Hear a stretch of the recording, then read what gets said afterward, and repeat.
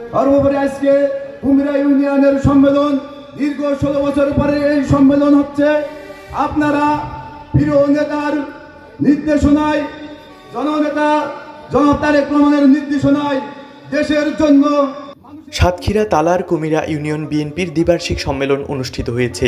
মঙ্গলবার বিকালে সাতক্ষীরা তালার 4 নং কুমিরা ইউনিয়ন বিএনপির দ্বিবার্ষিক সম্মেলন অনুষ্ঠিত হয়েছে। উক্ত সম্মেলনে কুমিরা ইউনিয়ন বিএনপির সাবেক সভাপতি এস.এম. আব্দুল মালেকের সভাপতিত্বে ও সাবেক সাধারণ সম্পাদক রবিউল ইসলামের সঞ্চালনায় প্রধান অতিথি হিসেবে বক্তব্য রাখেন তালা কলারোয়া আসনের সাবেক সংসদ সদস্য হাবিবুল ইসলাম হাবিব।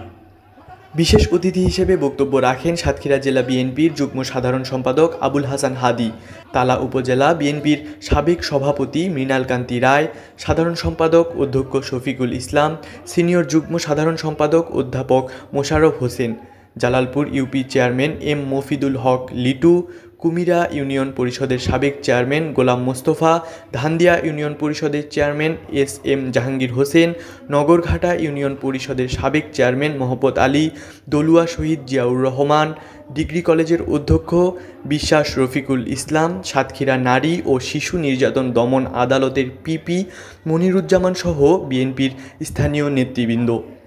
তবে বিশেষ কারণে কমিটি ঘোষণা ছাড়াই সভার মুলতবি করা হয়।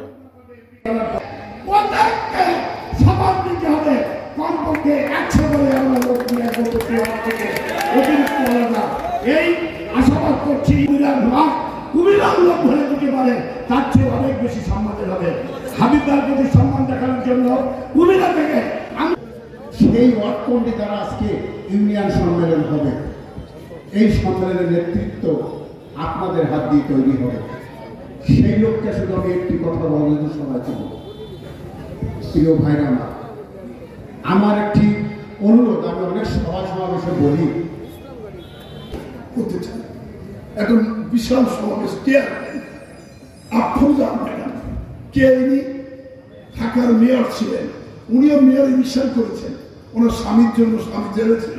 আজকে সেই মহিলা নিজের উদ্যোগে বলেছেন যাব, এবং এখানে কিছুটা মিনি একটা প্রোগ্রাম করার কথা ছিল, এবং সেই প্রোগ্রামে আমরা একটি ঐতিহাসিক সমাবেশ করতে চাই। আমাদের দাওয়াত থাকে সেই সমাবেশে। আজান দিচ্ছে, আজান এখন সালাম জানিয়ে আমি কথা শেষ করছি। খালেদা জিয়া আজকে সুস্থ আছেন, আল্লাহর রাস্তায় তিনি ভোট চান। ভোট কি ষড়যন্ত্রকে বন্ধ করতে পারবে? আচ্ছা, সকলে সেই ভোটের প্রস্তুতি দেখার আহ্বান জানিয়ে তারেক রহমান বীরের বেশে শহীদ আমার হোক, খালেদা জিয়া জিন্দাবাদ, তারেক রহমান বীরের বেশে আসবে ফিরে বাংলাদেশে। সৈয়দ আব্দুস সালাম পান্না এর তথ্য ও চিত্রে তাসবিহ আলওয়াসি, চ্যানেল 21, সাতক্ষীরা।